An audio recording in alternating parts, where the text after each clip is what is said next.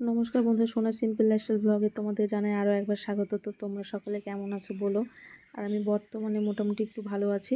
তো আমাকে দেখে তো বুঝতেই পারছো যে আমার মনটা আজকে একটু হলে ঝরঝরে আছে। তো এটা হচ্ছে অনেক দিন আগেকার ভিডিও, তো তারপরে তোমাদের সঙ্গে শেয়ার করছি। এটা এডিট করার হবে ফোনে রয়ে গেছিলো। তো ভাবছি এই দিনগুলো আমি একা একা যখন পার করেছি, তোমরা একটু জানো যে আমাদের কীভাবে দিনগুলো পার হয়েছিল। তো চলো তোমরা স্কিপ না করে কন্টিনিউ দেখতে থাকো। আশা করি তোমাদের ভালো লাগবে ভিডিওগুলো। তো চলো আজকে হচ্ছে তো দেখো মা এখানে কি করছে, এখানে আঠা মাখছে। আবার বলে আটা মাখছে, জলও আজকে আঠা মাখবে। তো বন্ধুরা, তোমরা তো শুনতেই পেলে আমার ছেলের কথা। তো আমি ওকে বলেছিলাম বাবু একটু ক্যামেরাটা ধরে দিত। তো তারপর তো দেখছি ও নিজের মনে যা ইচ্ছে তাই বলেই যাচ্ছে। শুনে বেশ ভালোই লাগছে, কারণ আমার তো ক্যামেরার সামনে বলতে ঘাম বেরিয়ে যায়। সেখানে ও যে এতটা বলতে পারছে এটাই অনেকটা। ও এখনও বুঝে উঠতে পারেনি কোথায় কী হচ্ছে। ওকে ধরতে বলেছি, ও নিজের মতো বলছে। তো যাই হোক, ওগুলো বাদ দিই। তো তোমাদের বলে রাখি এই ভিডিওটা অনেক দিন আগেকার। তো আজকে দিনটা ছিল 6ই ফেব্রুয়ারি। তো এই দিনটা বিশেষ দুটো কাজ ছিল আমাদের। একটা ছিল আমার ছেলের জন্মদিন, এটা সবচেয়ে বড়। তারপর দ্বিতীয়টা ছিল আজকে আমার চেক আপের ডেট। কিন্তু আজকে আমি চেক আপ করতে যেতে পারিনি, কারণ ছেলের জন্মদিন আজকে কী করে যাব। কারণ চেক আপ করার পর আমার পাশে যে তোমরা ওয়াকারটা দেখতে পেলে, ওটা ছেড়ে আমাকে হাঁটতে বলা হবে। মানে খুব খুশি আমি, কারণ পুরো 2 মাস আমি বিছানায় বসেছিলাম। এতটা বিরক্তি। তোমাদের দেখতে পাচ্ছি যে এই ওয়াকারটা দিয়ে আমাকে হাঁটতে হতো। তো এটা আমাকে ছাড়তে বলা হবে। তো যাই হোক, তো ছেলের জন্মদিনে বিশেষ কাউকে বলেছিলাম না, কারণ বললে তো হবে না। আমার যে পরিস্থিতি, এতে তো জোগাড় করারও ব্যাপার আছে, আমি তো পারবও না।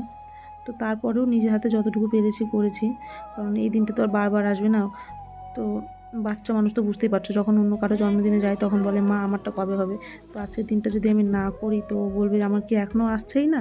তো তার জন্য যতটা পেরেছি আর কি করেছি আমরা ঘরের সবাই মিলে। তো আমরা যেখানে থাকি সেখানকার এরা হচ্ছে দিদিগুলো। তো আমরা সবাই মিলে এই দিনটা ছোট্ট করে সেলিব্রেট করে পার করলাম। আর ওর বাবা তো এবার আসতে পারেনি, ছুটি পায়নি।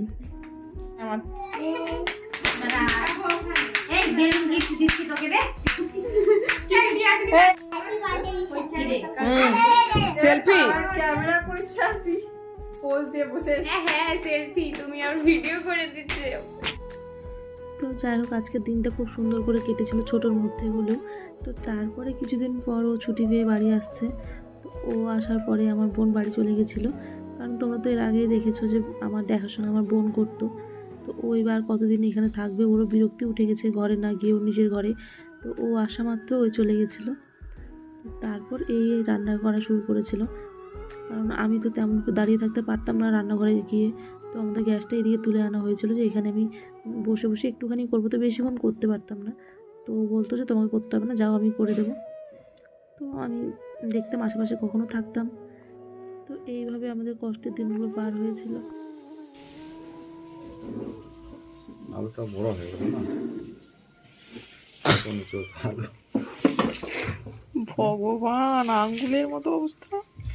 ছোট ছোট আলু নিতে হবে। আমার বুদ্ধি আমার বুদ্ধি তোমার বুদ্ধি করো না, কাটার ঢং নাই সেটা একবার হিসাব করতেছো না। আরো দেবো, কোন কালে সিদ্ধ হবে এটা? সিদ্ধ হয়ে যাবে। আরো দেবো কি না, আর দিতে হবে না, ছাড়ো, দিতে হবে না। আচ্ছা, তো বন্ধুরা, ও রান্না দেখে আমার খুব হাসি বেরোচ্ছিলো, কারণ মুখেও যদি কিছু বলি তো ও রেগে যাবে। তো তাই কিছু বলছিলামও না। তো ভালোবেসে যেভাবে রান্না করে দিচ্ছিলো আমি ওভাবেই খেয়ে নিচ্ছিলাম। তো এইভাবে আমাদের দিনগুলো কেটে যাচ্ছিলো। আর আমি যে অসুস্থ ছিলাম কি না শারীরিকভাবে, তো ওর কাজগুলো দেখেই মনে হচ্ছিলো যে আমি আর অসুস্থ না, সুস্থ হয়েই পড়েছিলাম। এত হাসি বেরোচ্ছিলো, কিন্তু কিছু বলতাম না। তো যাই হোক, আজকের মতো ভিডিওটা এখানেই শেষ করছি।